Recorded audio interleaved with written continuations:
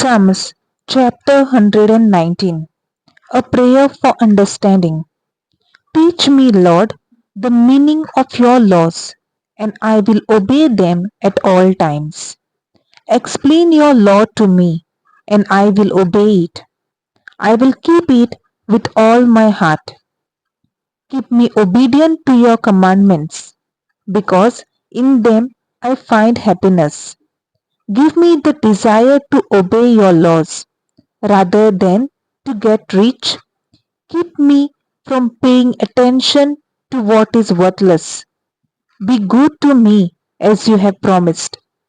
Keep your promise to me, your servant, the promise you make to those who obey you. Save me from the insults I fear. How wonderful are your judgments! I want to obey your commands. Give me new life, for you are righteous. This is the word of the Lord. Thanks to be to the God.